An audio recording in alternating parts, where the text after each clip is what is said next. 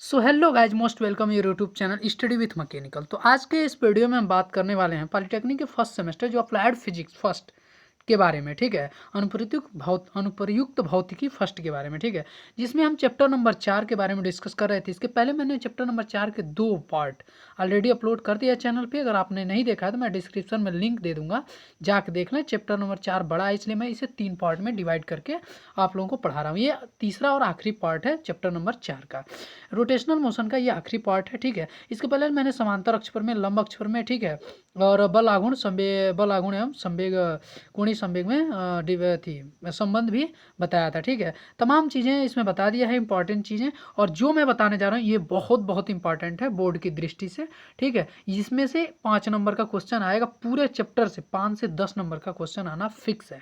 ठीक है, तो पूरा वीडियो देखें, स्किप ना करें। ठीक है, और चैनल पसंद आए तो सब्सक्राइब करिए, लाइक करिए, एक प्यारा सा कमेंट करिए। कोई भी दिक्कत हो आप कमेंट के माध्यम से पूछें।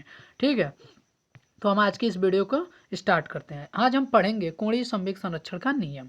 ठीक है, ये मैं स्टार्ट करूं उससे पहले मैं बता दूं, इस चैनल पे first year, second year, final year की ऑल सेमेस्टर क्लासेस के साथ साथ यूपी पॉलिटेक्निक एंट्रेंस एग्जामिनेशन 2023 की भी तैयारी कराई जा रही है। यदि आपके कोई संपर्क का है तो उसे ज़रूर बताएं। ठीक है, मैं इस चैनल के नीचे डिस्क्रिप्शन में लिंक दे दूंगा व्हाट्सअप का, उसे जाके वो ज्वाइन कर ले, वहाँ उसे हाल जानकारी मिल जाएगी। ठीक है, और इसमें मैं ज़्यादा समय नहीं लूँगा और मैं इस वीडियो को स्टार्ट करता हूँ। ठीक है, तो कोणीय संवेग संरक्षण का नियम होता क्या है, ये बहुत बार पूछता है। ठीक है, इस नियम के अनुसार यदि किसी पिंड पर बाह्य बल आघूर्ण आरोपित न हो तो, ठीक है, कोई भी बॉडी हो, ठीक है, उस पर अगर बाह्य बल आघूर्ण आरोपित न हो तो पिंड का कोणीय संवेग नियत रहता है। बाह्य बल आघूर्ण न लगाया जाए तो जो कोणीय संवेग होता है वो कांस्टेंट रहता है। ठीक है, तो अर्थात बाह्य बल आघूर्ण न होने पर J is equal to constant.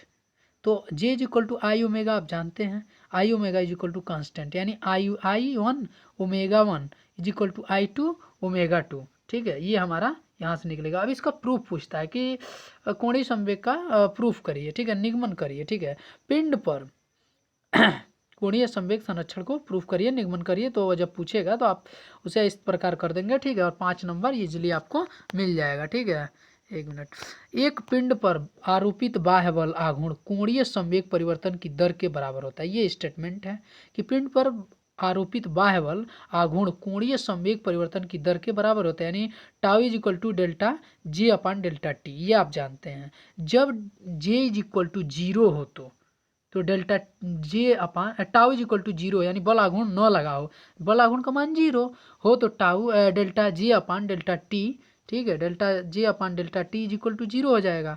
तो हम जानते हैं कि ये इधर जाएगा तो 0 हो जाएगा, तो delta J is equal to 0, यानी delta J is equal to 0, यानी जे में कोई डेल्टा जे में कोई परिवर्तन नहीं, यानी कि जे जो है संवेग, कोणीय संवेग में कोई परिवर्तन नहीं हो रहा है, यानी जे क्या है, कांस्टेंट है। तो J is equal to constant, यही हमारा कोणीय संवेग संरक्षण नियम कहता है कि यदि बाह्य बल आघूर्ण न लगाया जाए किसी पिंड पर तो उसका कोणीय संवेग संरक्षित रहता है। ठीक है, कांस्टेंट रहता है। ठीक है, आगे हम बढ़ते हैं।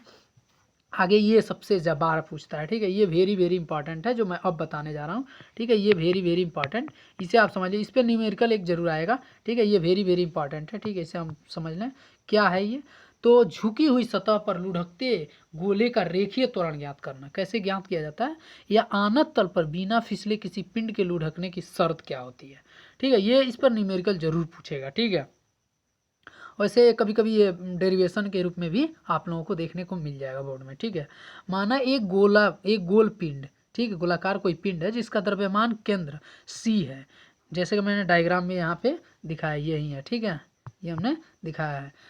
ऐसे आनत तल पर झुक रहा है जो क्षैतिज तल से थीटा कोण पर झुका है। ठीक है, ये है यहाँ पे, एक मिनट रुक जाइए, ये है आपका थीटा कोण। ठीक है, यहाँ पे ये है थीटा कोण, थीटा कोण पर झुका है। पिंड का द्रव्यमान m, त्रिज्या r, पिंड पर 3 बल कार्य कर रहे हैं। ठीक है, जो कि डायग्राम में आप लोगों को दिख रहा होगा।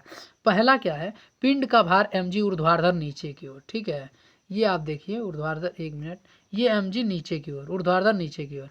उसके बाद कह रहा है कि आनत तल की अभिलंब दिशा में n। ठीक है, आनत तल की अभिलंब दिशा में n, ये एक मिनट, ये ठीक है, n ये ठीक है, आनत तल की अभिलंब दिशा में n। ठीक है, और एक हो रहा काम कर रहा है Fs। ठीक है, Fs काम कर रहा है। पिंड पर आरोपित स्पर्श रेखीय घर्षण बल Fs समांतर समांतर के ऊपर, ठीक है, समांतर रेखा के ऊपर, समांतर ऊपर की ओर कार्य कर रहा है, ठीक है। माना पिंड के द्रव्यमान का रेखीय त्वरण ए है, ठीक है, इसका जो लीनियर एक्सेलरेशन ए है, तब बलों के समांतर व लंबवत में वियोजित करने पर, ठीक है, तो M G sine theta minus F S घटा देंगे तो हमारा जो आएगा एम में आ जाएगा, ठीक है। ये हमारा समीकरण नंबर 1, ठीक है। डायग्राम देख के आप लोगों को समझ में आ जाएगा कि एम जी साइन थीटा में से एफ एस घटा देंगे तो हमारा एफ आ जाएगा, ठीक है। यम में F is equal to M में होता है, ठीक है। यन इज इक्वल टू हमारा है एम जी कॉस थीटा, जैसे डायग्राम में दिखाया गया, ठीक है। तो जब हम इसे इधर कर देंगे तो हो जाएगा N minus M G cos theta is equal to 0। ये समीकरण नंबर 2, ठीक है, ये समीकरण नंबर 2, ठीक है। आगे बढ़ते हैं। तो उसके बाद है पिंड लुढ़कते समय घर्षण बल एफ एस, ठीक है, पिंड पर एक बल आघूर्ण टाउ आरोपित करता है, जहां tau is equal to F S into R, और टाउ इज इक्वल टू जानते हैं आप आई ओमेगा, आई अल्फा, क्योंकि अभी हमने जाना है बल आघूर्ण तथा कोणीय संवेग में संबंध यही आता है, tau is equal to I alpha, ये हम जानते हैं। तो बस टाउ का मान यहाँ रख देना है, टाउ का मान ये है, तो ये हम क्या करेंगे, tau is equal to F S into R यहाँ पर रख देंगे और ये हो जाएगा आई ओमेगा। अब देखिए F S R is equal to I alpha, ठीक है, आई अल्फा, ठीक है। तो आई अल्फा, अब देखें क्या करेंगे यहाँ पे, एक मिनट आगे बढ़ेंगे। F S R is equal to, आप यहाँ पे जब करेंगे तो ए आप एक संबंध जानते हैं कि आपका होता है a is equal to alpha r, a is equal to alpha r, ठीक है, a is equal to alpha r होता है, ठीक है। तो हम वहीं यहाँ पे किया गया कि अल्फा इज इक्वल टू तब हो जाएगा ए बाई आर, ठीक है, पेन सही से नहीं चल रहा, ए बाई आर, ठीक है, ये हमारा आ जाएगा। यहाँ पे हमने दिखाया अल्फा इज इक्वल, अल्फा का मान हम यहाँ रख देंगे, ठीक है, alpha is equal to a by r, और ए यहाँ स्मॉल नहीं है कैपिटल है, ठीक है, तो ये रख देंगे। तो f s is equal to ये आर इधर चला जाएगा तो हो जाएगा आई ए अपान आर स्क्वायर, ठीक है। ये समीकरण नंबर 3, समीकरण नंबर 3। अब क्या करेंगे, समीकरण 3 का मान ये जो है लास्ट में, इसका मान समीकरण 1 में, समीकरण 1 ये है m ji sine theta minus F s is equal to M में, इसमें रख देंगे। रखने पर क्या होगा, एम जी साइन थीटा माइनस, अब देखिए एफ एस के जगह पे हमने निकाल लिया है I a upon r square is equal to M में। अब हम क्या करेंगे, इसे इधर कर देंगे इधर, ठीक है, तो ये हो जाएगा m ji sine theta is equal to M में plus I a upon r square. तो M G sine theta is equal to हमारा आ जाएगा m ji sine theta is equal to, ये यहाँ से कॉमन ले लेंगे, ठीक है, ये हम यहाँ से जब कॉमन लेंगे तो हमारा हो जाएगा m plus I by r square, ठीक है, ये हम कॉमन लें तो ये आ जाएगा, ठीक है। हम जब आगे बढ़ेंगे तो देखेंगे कि ए इज इक्वल टू हमारा आ जाएगा ये इधर चला जाएगा, ठीक है, एक मिनट, ये छुप जा रहा है, ये इधर चला जाएगा।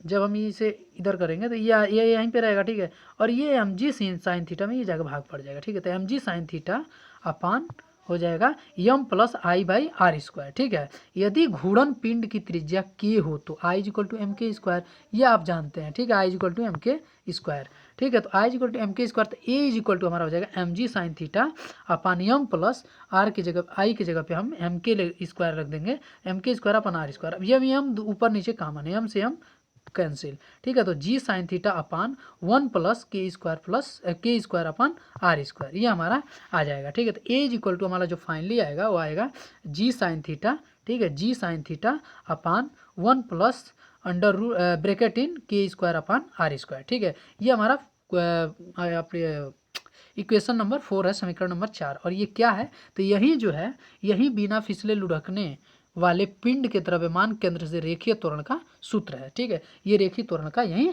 सूत्र है, ठीक है। हम आगे बढ़ेंगे और जानेंगे घूर्णन गति, ये सबसे इंपॉर्टेंट, अगर आप ये समझ गए ना तो क्वेश्चन चैप्टर नंबर 4, ठीक है, इजीली आप समझ जाएंगे कि हमारा लीनियर मोशन और रोटेटरी मोशन में अंतर क्या है, ठीक है, रोटेशनल मोशन में अंतर क्या है, ठीक है। घूर्णन गति तथा रेखीय गति, ठीक है, rotational motion and linear motion के बीच तुलना, ठीक है। वहाँ एफ को लीनियर मोशन में एफ को फोर्स को एफ से लिखा जाता है और यहीं रोटेशनल मोशन में इसको टाउ से निरूपित करते हैं, ठीक है। और देखिए लीनियर मोशन में हम द्रव्यमान को एम से और इसमें आई से, ठीक है, वहाँ एक्सेलरेशन त्वरण को अल्फा से, ठीक है, घूर्णन गति में, और इसमें लीनियर मोशन में हम ए से निरूपित करते हैं। और संवेग को हम लीनियर मोशन में पी से और घूर्णन गति में उसे हम जे से निरूपित करते हैं। भी को लीनियर मोशन में हम वेग को वी से और घूर्णन गति में हम उसी को ओमेगा से निरूपित करते हैं। और थीटा, ठीक है, कोण को हम डी उसमें और इसमें थीटा से, ठीक है। और यू अब प्रारंभिक वेग को यू और वहाँ रोटेशनल मोशन में ओमेगा 0, ठीक है, ये हमारा था, ठीक है। तो जे इज इक्वल टू कोणीय संवेग is equal to I omega, tau is equal to बल आघूर्ण आई अल्फा, और आई जड़त्व आघूर्ण is equal to m r square, ठीक है, ये इतना था, ठीक है। ये आज चैप्टर नंबर 4 समाप्त हो गया, ठीक है। आप लोग चैनल को सब्सक्राइब करिए, अधिक से अधिक दोस्तों में शेयर करिए, और इस चैनल पे first year second year final के ऑल सेमेस्टर कक्षाएं चलती हैं, इसलिए मैं कहता हूँ अच्छा लगे आपको तो जरूर सब्सक्राइब करिए ऑल नोटिफिकेशन पाने के लिए। मैं आप लोगों के साथ एग्जाम तक जुड़ा रहूँगा, ठीक है, मोस्ट इंपॉर्टेंट क्वेश्चन लेकर आऊँगा सीरीज, ठीक है। और इस चैनल फर्स्ट मतलब सेमेस्टर क्लासेस के साथ साथ एंट्रेंस एग्जाम की भी तैयारी कराई जा रही है, ये अधिक से अधिक बच्चों को बताइए, ठीक है। तब तक के लिए थैंक यू, धन्यवाद, आई लव यू।